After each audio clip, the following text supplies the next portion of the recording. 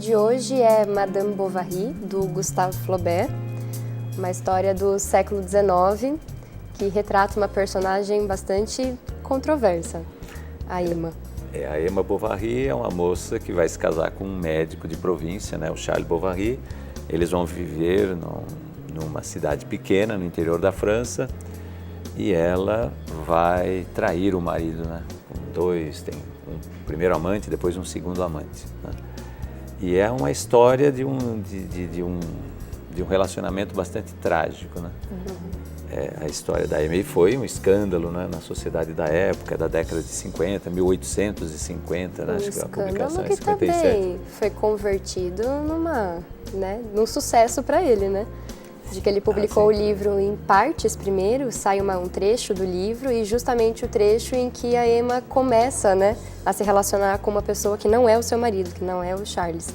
E quando isso sai nos jornais, ele é automaticamente levado à prisão e ele vai ser processado por estar incentivando as boas moças da sociedade a serem adúlteras. E ele vai passar, se eu não me engano, alguns anos, são 2 anos que ele passa respondendo a esse processo, até que ele é inocentado. E aí todo o livro sai na íntegra, e quando o livro sai, todo mundo queria saber da história proibida daquela mulher que traiu o marido. Fiel. Isso no século XIX, você imagina que foi a comoção, né? Que vendeu que nem água. Né? Com certeza. E ele é um grande, quer dizer, um escritor extraordinário que vai influenciar várias gerações, incluindo, né, os brasileiros, como Machado de Assis, os portugueses, como Eça de Queiroz, todos dizem que beberam dessa fonte, né, do Flaubert. E é o sujeito que cria, né, técnicas de narrativa nesse romance, quer dizer, é o primeiro romance em que aparece a ideia de 2 cenas sendo narradas simultaneamente. Esses planos alternados do cinema que a gente pensa, né? Bom, enfim, isso nasce com o cinema, não, isso nasce na literatura e nasce nesse romance, Madame Bovary. Então ele descreve, né, ao mesmo tempo 2 situações. Né? Então ele é um tremendo de um escritor, um tremendo narrador, né? Com cena do casamento, do preparo das pessoas para o casamento, né? Tem uma cena que você estava comentando, que você curte muito. Porque a capacidade descritiva dele é incrível, né? É o que mais me prendeu na história, apesar de eu ter sentimentos muito controversos com relação a Emma Bovary. Para mim, o Flaubert me ganha totalmente pela forma como ele descreve a cultura francesa desse momento. E assim, a cena do casamento é que as mulheres que não queriam beber vinhos, elas tiravam a luva e colocavam a luva dentro da taça, como uma forma de mostrar que elas estavam satisfeitas. Então isso é uma sutileza que ele coloca na obra e ajuda a gente a entender muito do contexto daquele momento, e a forma como ele escreve é muito bem construída. Eu tenho cenas assim que eu li desse livro que eu lembro até hoje com a maior facilidade, parece que eu acabei de ler, de tão bem que ele escreve. As descrições dele são excepcionais, mas tanto para criar o ambiente ali, aquele retrato de época, e eu acho que ao retratar aquele momento ele também acaba dando justificativas para as coisas que a Emma estava fazendo. Uma coisa que me faz tentar, assim, né, olhar para ela com maior carinho é de imaginar que ela foi criada num colégio interno, cercada por freiras e outras meninas, lendo livros românticos, aqueles livros, nossa, que se você espremesse saía lágrimas e açúcar, né? Aqueles livros em que as mocinhas sempre terminavam bem no final, que os amores eram todos feitos debaixo do luar, aquelas coisas que ela vai querer pra ela. Mas ela não é Só nada que doce. A realidade, não.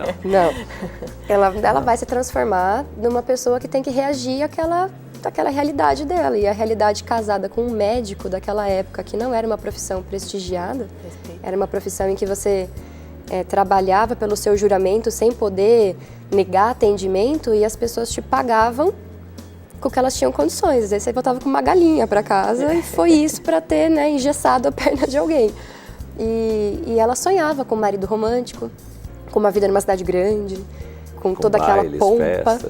Para mim, a questão que mais me incomoda na Emma Bovary é o fato dela sempre estar insatisfeita com os sentimentos que aparecem na vida dela. Parece que ela quer conquistar alguma coisa só por vaidade. Quando ela alcança, ela despreza. É sempre uma insatisfação, né, completa. Tanto que se Sempre. criou, né, o termo bovarismo, que é exatamente isso, né? Pessoa que se sente superior ao que de fato é e que sempre, não é a questão só de almejar, né? Mas ela sempre fica numa situação aquém, né? Ela acha que mereceria mais do que tem. Né? E ela sempre tenta se completar com aquilo que é externo a ela. São outros amores, são outros homens.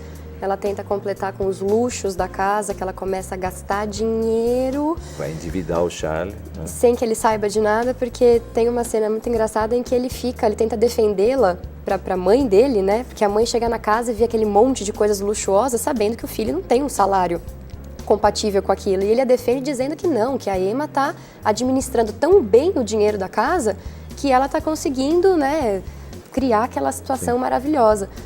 E sem coitada. saber que ele está endividando, né? A Emma está endividando e tal. E ela não se preenche, né? Coisas materiais e esses amores falsos, né? Não. E é por isso que eu acho que é uma personagem tão delicada nesse sentido, assim, de ter tantos sentimentos controversos, porque essa insatisfação dela faz com que ela sempre viva num plano de ideias e nunca de realização daquilo, né?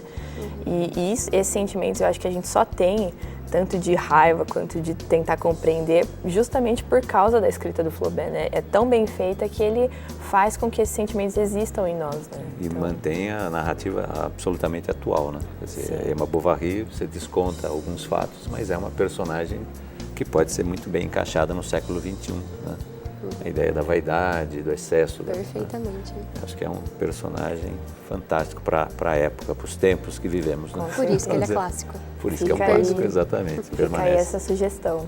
Sim. Participe também do nosso bate-papo literário. Na próxima semana, o livro será O Médico e o Monstro, de Robert Stevenson. Leia o livro e faça parte do nosso clube.